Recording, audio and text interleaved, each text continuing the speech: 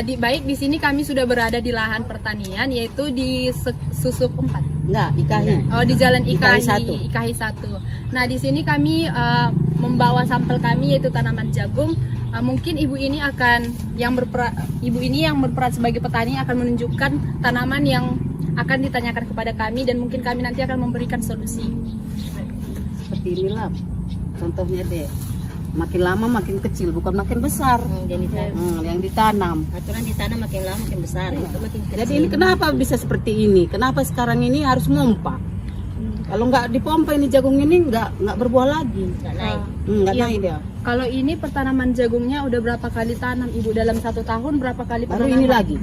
Baru kali ini. Penanaman sebelumnya Penanaman sebelumnya Gagal kalau juga. Seperti ini juga. jagung juga. jagung Iya, juga, jagung. Ibu. Tapi tanamannya juga gagal. Gagal. Gitu. Hmm. Baru ini Ibu kan bisa kita lihat di sini juga banyak gulmanya kan, Bu. Mungkin terjadi kompetisi antara unsur haranya gulma dengan jagungnya kan, Ibu. Oh. Jadi makanya dia kerdil kan. Iya. Nah, kalau Ibu ini di sekitarannya juga kan, Bu, batu-batu. Mungkin Iya, tanahnya kurang bagus. Tapi gitu, itu Ibu. kenapa? Sama. Oh iya. Sebelumnya Bu udah pernah melakukan pemupukan di sini? Udah. Udah. Dan pemupukannya itu dilakukan apakah setelah melakukan penyemprotan terhadap rumput-rumputnya?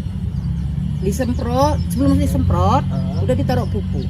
Oh, Dia berarti tumbuh jagungnya berapa minggu atau berapa bulannya? Enggak berapa bulan.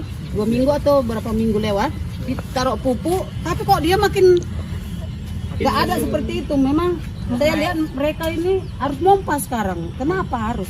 pompa yang dipompa itu pupuk cair Obat atau hama. Obat hama. Obat hama. Berarti saat melakukan pemupukan apakah rumput-rumput liarnya itu udah ada setinggi ini atau Nggak ada. Belum Bersih. bersih. Oke.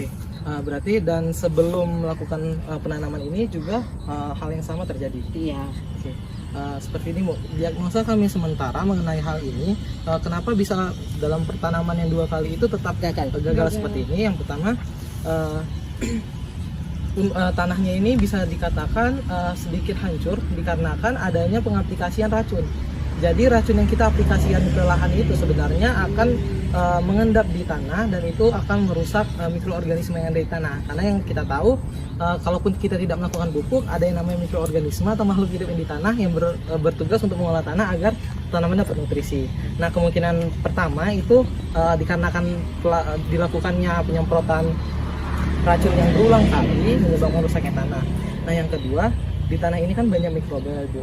Nah, salah satu penyebab kerdilnya tanaman selain dari kurangnya unsur hara itu ada yang namanya nematoda, Bu.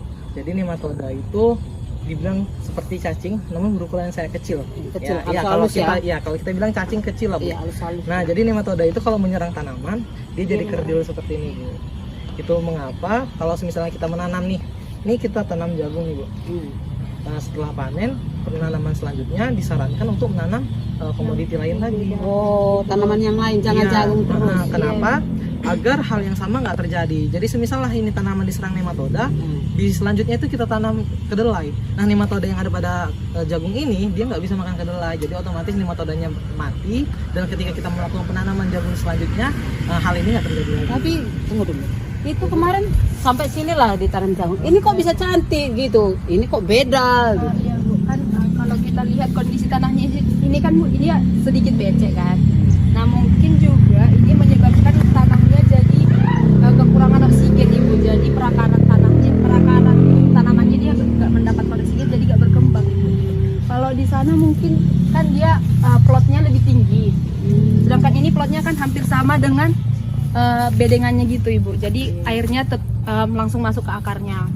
Baiklah, sekian dari wawancara kami kelompok 1. Kami mengucapkan terima kasih kepada Ibu setelah membantu kami untuk membuat tugas presentasi kami ini. Harapannya dari video ini, dari tugas ini, kiranya bisa membantu ibu-ibu dari lahan ini. Terima kasih.